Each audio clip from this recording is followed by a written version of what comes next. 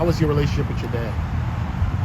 Well, it wasn't. It actually wasn't good because with my daddy, I was like tortured. I was like molested by my father, and until the day he died, and then that's when he apologized about the situation. He told me he was sorry. But even while he was in the hospital, I still was taking care of him. Okay, Crystal, where are you from and how old are you? I'm from Deerfield Beach, and I'm 34 years old.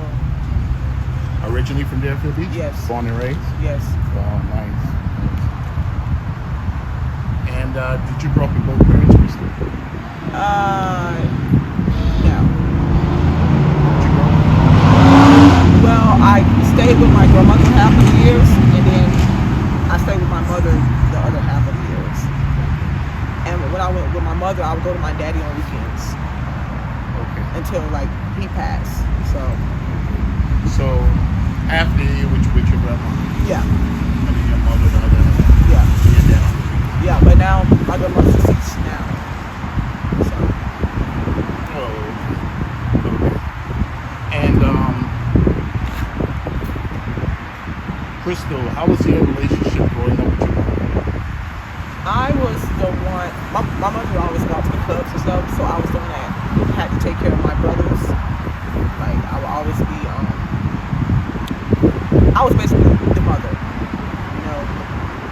I didn't get a chance to grow up or go to proms and nothing. I had always stayed in the house and watch my sister and brother, so I didn't get a chance to live, my life.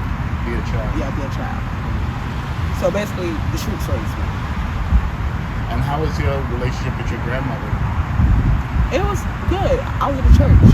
I was a praise dancer. I couldn't date until I was 16. Like, she taught me a lot. So your grandmother was very religious? Yeah. She kept. And now my mother is religious. So everybody, like my mother's side of the family, is religious. They're into the church. My mother gave her life to God, and stuff like that. So your grandmother kept those core values? Yeah. Oh, okay.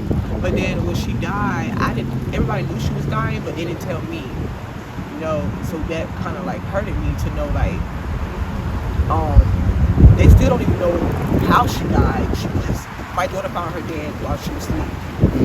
So I'm like, they had a funeral, I was aware of it, and this was the one that raised me. So yeah, that was bothering me a lot. Like. And how old was she when she passed away? She was like 74. This was my great grandmother. Oh, okay. Wow. So it could have been natural causes, right? Yeah, but she didn't believe in taking the aspirins. She didn't believe in any medication or none of that type of stuff. Yeah. And how was your relationship with your dad? Well, it actually wasn't good because with my daddy, I was like tortured. I was like molested by my father, and until the day he died, and then that's when he apologized about the situation. He told me he was sorry.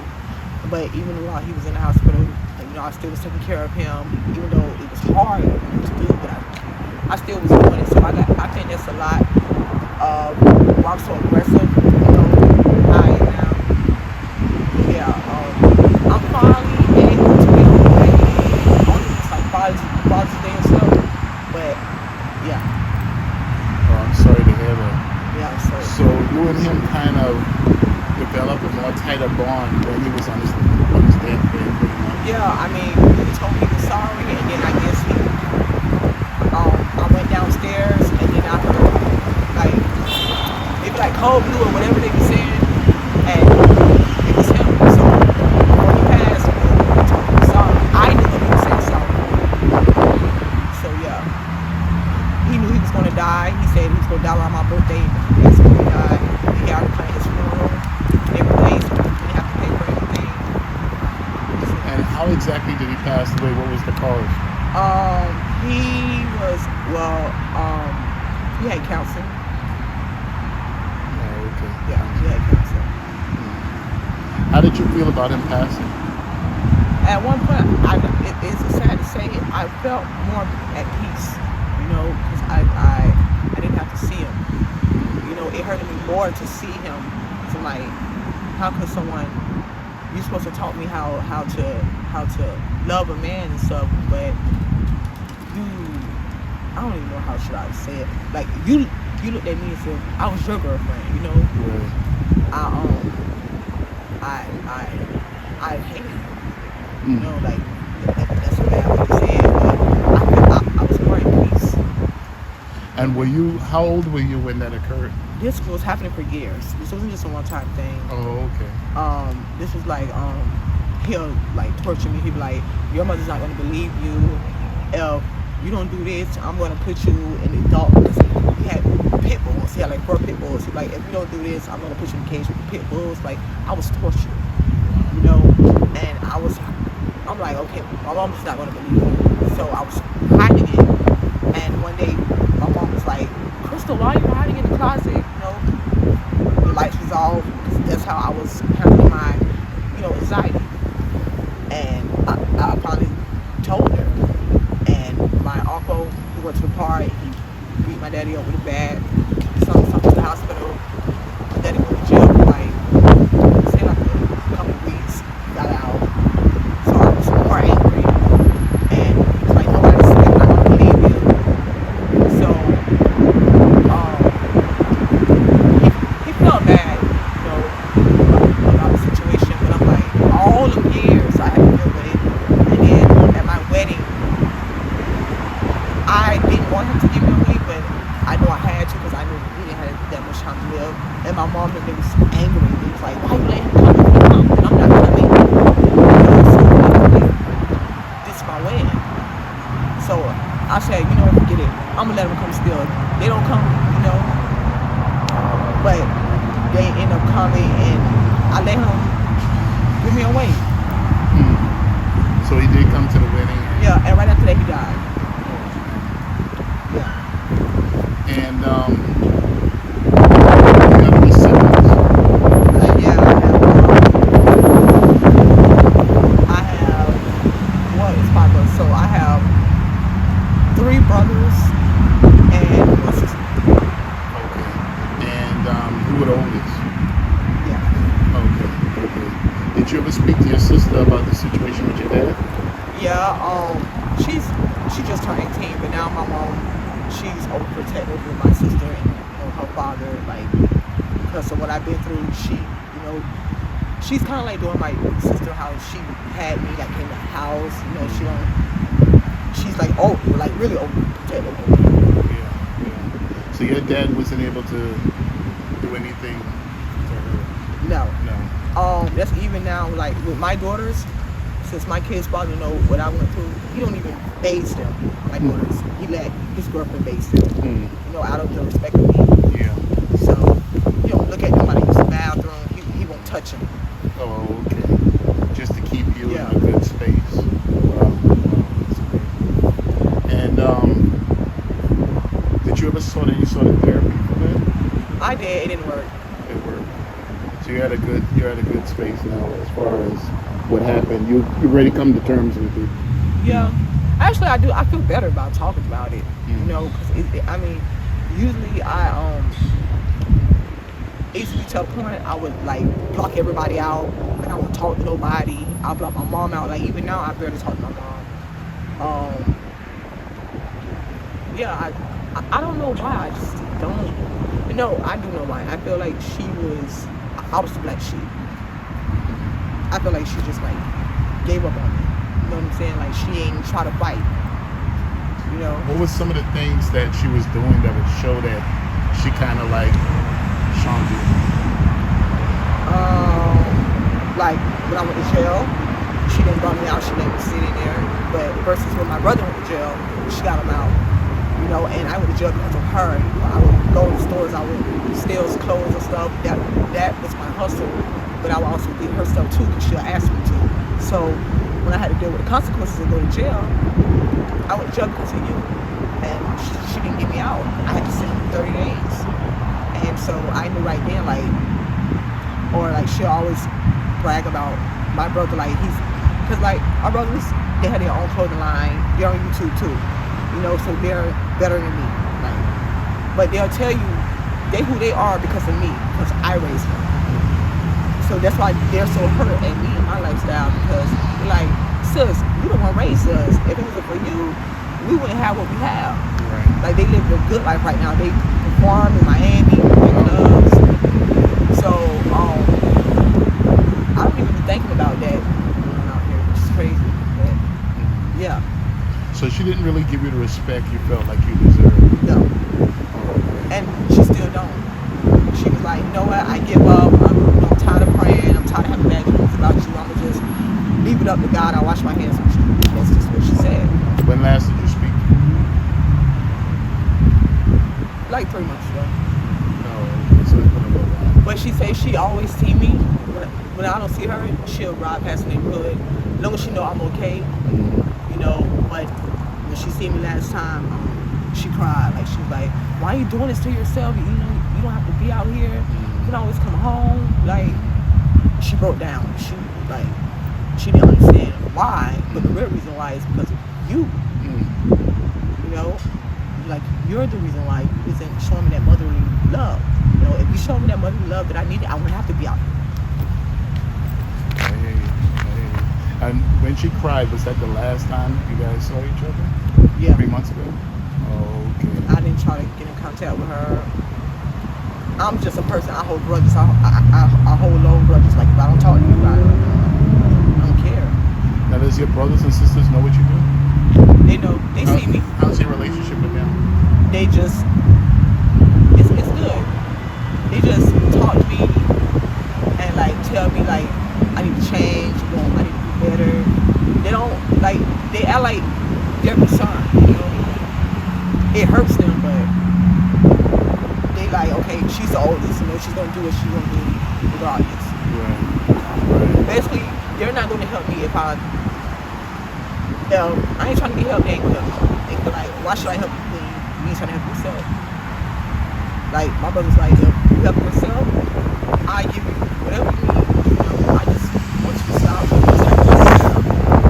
Like, it hurts me to see my sister out here, you know, but I know when you know better, you do better. And in my situation, I know better because I know how I was raised. I was raised in church. You know, I wasn't raised like this. And then I be asking myself, you know, sometimes, how did I end up here? And I'm still trying to figure it out. Now, you mentioned you were married. Are you still currently married? I'm divorced. I ended up getting divorced because my husband was reminding me of my father in certain ways. It's like, certain ways he would touch me, it would remind me of my father, and I couldn't do it. You couldn't take it. But we're still friends. If I needed money or whatever, you know, he'll still help me. But he understood. Do you have any kids? I have 6. 6 kids. Are they all with him? Me and him had a child, but I ended up having a miscarriage.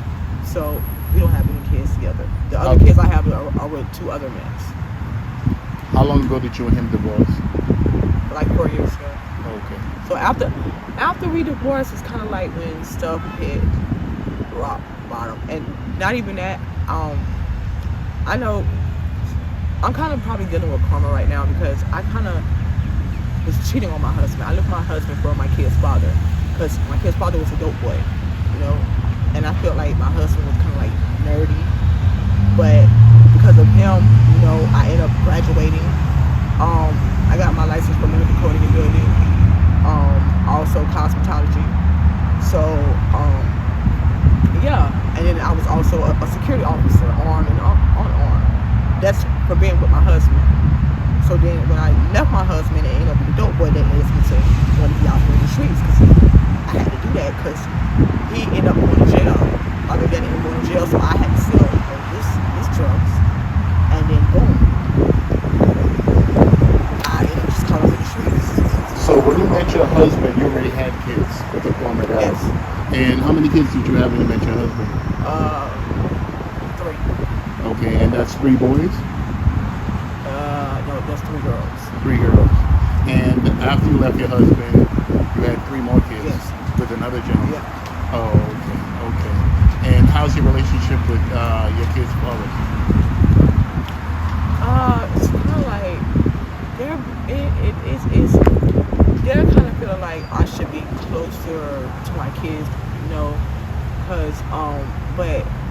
understand my situation. I don't want my kids to see me like this. You know, I want to be better. You know, I should say like I'm embarrassed, you know, because my kids are used to the normal life when I used to wake up and feed them or give them breakfast or take them to school. That's the type of life I miss, you know, so I don't want them to see me like this because it's going to hurt, you know. So even like my daughter, she cries, you know, she's 12 and she has seizures, and what triggers them is when she sees me out here. So what's the question? Do you have any type of relationship with your kids? Yeah, they know what I do. They know my lifestyle. I haven't broke it down to them, but they know another reason why is because me and the father. Because I once was living with my baby father and my kids, but he ended up kicking me out. So when he kicked me out, he just left me out here in the streets, and that's what led me to the drugs. And that's what so now he's blaming himself and beating himself up about it. You know, you're not telling the real story. You make it seem like, oh, it's as if I'm just not being in my kid's life, but you're not telling what led to me out here like this. Right. So don't try to get me help now. You feel like it's too late. Now you want to try to help me. And how old are your kids? Okay, I have a set of twins, a boy and a girl. They're 8, and then I have a 19-year-old. She's in college for makeup. And then I have the 14-year-old and the 12-year-old. So the twins, 14-year-old, the 12-year-old, and then the 11-year-old, and then I have a 7-year-old boy. Oh, okay. And you haven't seen them in a while? Oh, I just recently seen my the one with the seizures, and no, I just seen 3 of them. That was like a week ago. I seen them. They came over there where I be at in that area, and they wanted to see me. So now the kids' father, he ended up taking me to school, so it's just 2 kids. So now I seen him yesterday. He didn't even let me know he was moving. You know, I have to deal with that. You know, my daughter have seizures, so now I don't know where he's at. I didn't even know he was moving. Everybody else in the area knew he was moving, but me. Which I feel like, you know, it's not right. What's your favorite color? Turquoise. Any favorite TV shows? Never Hip Hop Living. Oh, and Power. That's a nice one. And do you watch a lot of TV? I'm not even a TV person no more. Since I've been out here, like, living the street life, I haven't been into TV. I just been focused on my fashion designing. And, you know, I'm still trying to figure out who I am. You know, that's what I'm focusing on right now. Now, do you have any poisons? Do you use any drugs or alcohol? I do sometimes. What's your drug of choice? Molly. Molly. Oh, okay. And is that similar to like It's not an everyday thing with me. It's like a weekend thing. a weekend? It was at one point. It was every day. But I started praying. You know, that God like get the taste, you know, stuff out my mouth. So now they're starting to get the stuff off the market. So yeah. Okay, and it's work. Prayer has been working. Yeah. Okay, I mean, great. things. You know, you don't change overnight, but it's been working. Now, what is Molly for people that don't know? It's like the ecstasy. It's like ecstasy. Yeah. Oh, okay. And when did you first start using? Like 3 years ago. How long? 3 years ago. Oh, 3 years ago. But like I did it, and then I had to stop for like a year, and then like I relapsed, and then I started back. So I started hanging on with a crowd that was doing it. So I'm like, okay, this Molly's better than the other Molly, and then that's what led me back to it. Yeah. And then I realized I started losing a lot of weight, and I'm like, okay, it's time. So, was that the first hard drug you ever used? Yeah. I never used crack. I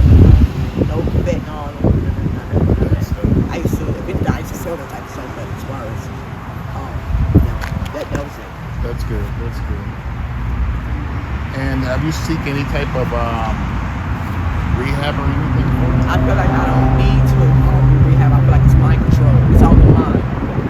You know, I know my motivation is my kids. So if I had a choice to be around my kids right now, I get off of it. Because around my kids, I don't smoke, I don't drink. Right. You know, I don't need rehab. You know. So you feel like your kids will be the way out of this? I know it is because I have dealt with this before and I stopped before. I ended up moving in with my kids, and then that same day I just left it alone. So I know what my problem is. It's my kids. That's what I'm doing. What I'm doing. Gotcha. Now, what do you do as far as income? How do you make your money? Trick or treats. I do dates. I design clothes. So I buy the clothes and I redesign them, and then I sell them to the girls that's on the street that do dates and stuff, as well as I do. Oh, okay, that's a good idea, actually. Okay, so you do small readjustments. Yeah.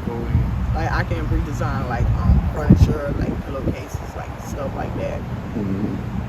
Well, and you said you were into design, right? Like fashion design. Yeah, I am, and actually what's interesting is my daughters are too. They're into fashion design too.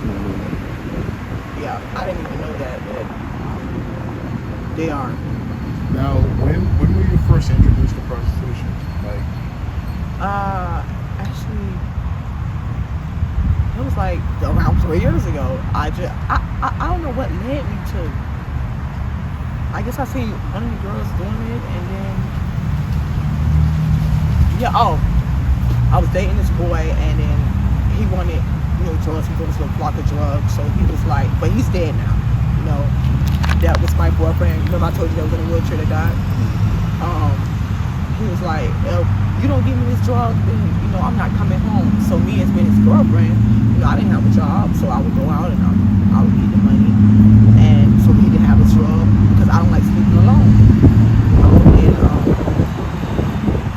this kind of led me to that, because when I met him, I was lesbian. I was staying with my girlfriend, so I left my girlfriend and ended up with him. So I was prostituting when I first met him. I wasn't doing that. Gotcha. So you first started prostituting to get money, resources, so your boyfriend would be able to get his fix. Yeah. And how long have you been doing it now? I'd say about 3 years. But like I tell people, most girls like doing what they do. I don't like it. I actually hate it. Like I say, the money that I do make, I help it go towards my kids or whatever, or I invest. I handle my priorities first. I'm not like most girls that just spend all their money on drugs or whatever. Do I want to stop? Yeah. I pray every day that God make a way for me to stop, or remove anybody out of my life that don't do me no good, that does it. Yeah, this ain't what it is. It's not, because you gotta deal with crazy people, and you gotta be really strong to deal with this. And then you gotta think about the embarrassment. Like sometimes I be out there, I be like, oh my God, what if my kids see me, or what if, I think about that all the time. And do you have any regulars? Yeah, I do. Can they treat you well? Yeah. That's good. And how do you stay safe? Do you kind of like filter out the type of guys you jump with? I'm spiritual, so I go off energy, and I stay in the area. So as long as I'm in my perimeter, I know I'm always being watched, because that's a gang-related neighborhood. So they may not know that they're being watched, but they're being watched. Or like I'll tell them to take me to an area. I won't let them know I'm being watched, but I'll tell them to take me to like closer to my house or whatever. So yeah, but I try not to keep with people. I try to deal with the same people I deal with, because it's been like a lot of crazy stuff going on lately. Now, what about your educational background? Did you go to high school? Yeah, I graduated. You graduated. Did you do any college? No, I I just did the trades with cosmetology. Yeah. Oh, okay. And how did that career work out for you? I mean, I thought that was my passion, but I found out it's not. Cause I went one time, quit, and then I went back to finish. And I'm like, okay, this is not. It's just something to go to have up under my belt, you know. But like my passion really is fashion design.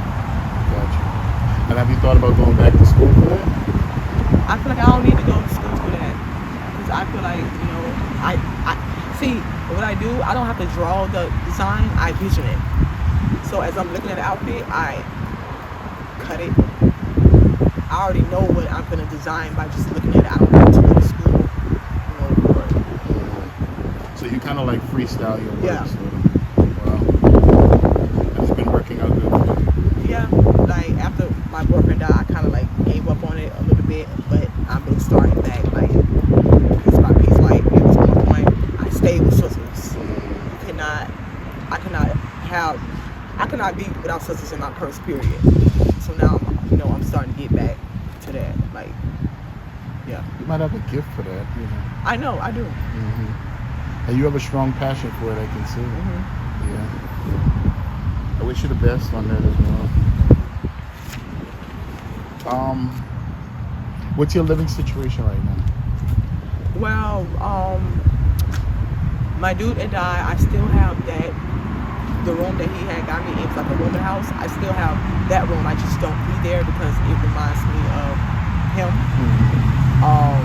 Because that's actually like his cousin's house.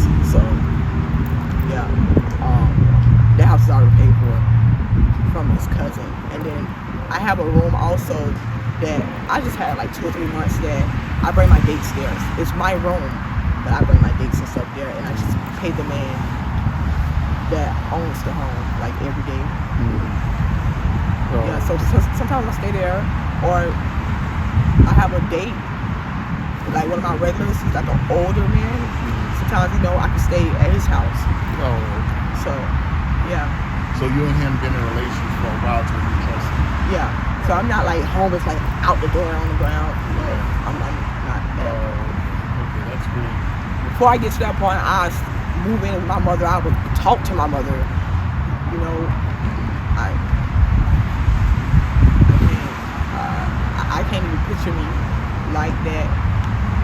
I dealt with it one time before just to see how it would feel, and that was because I have OCD bad. Any stories you want to talk about that's happened to you out here?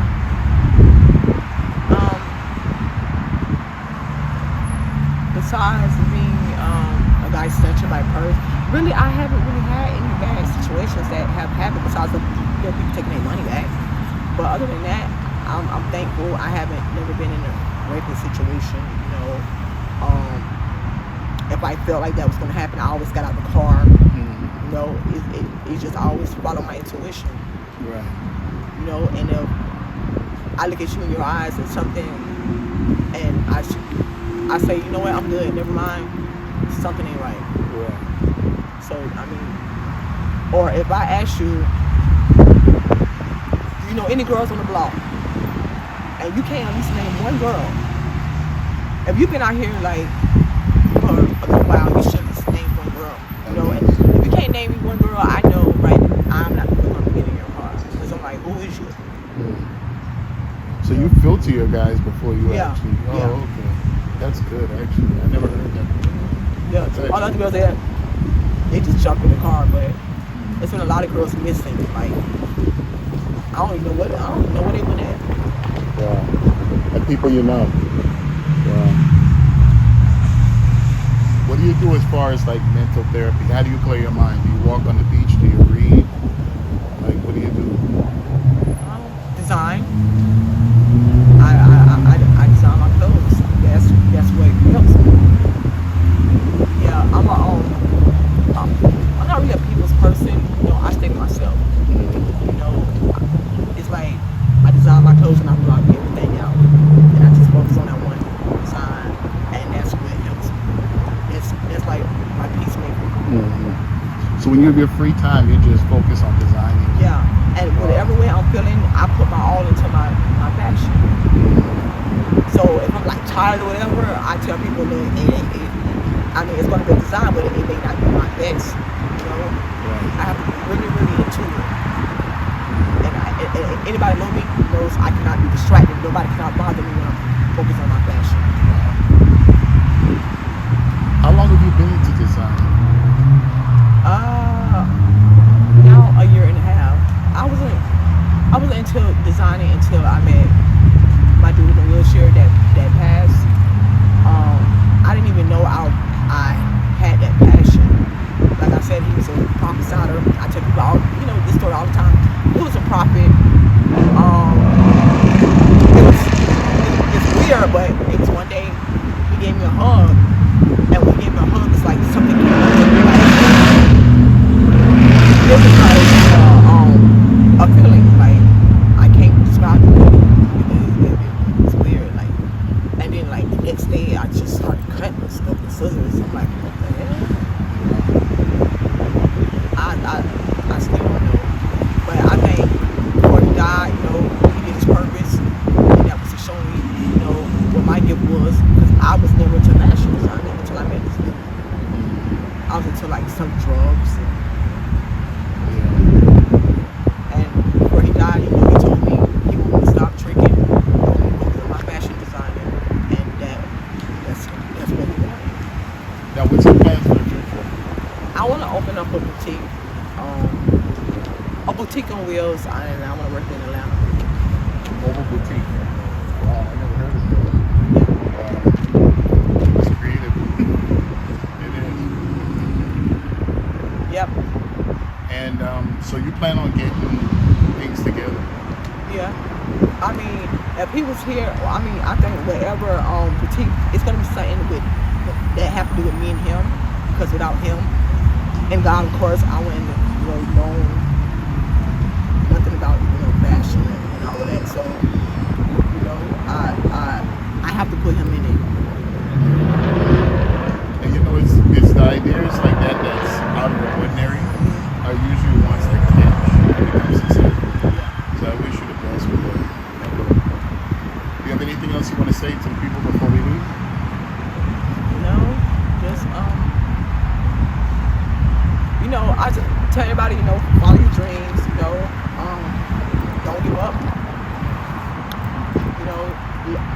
Life ain't that bad, as long as you put God first or whatever, anything is possible. That's right. Yeah, that's it. Like, be safe. Okay. I wish you the best in the future. I hope everything you do works out for you. I hope you develop that nice relationship with your kids and you're successful with your passion. Thank you. All right. You have a wonderful day.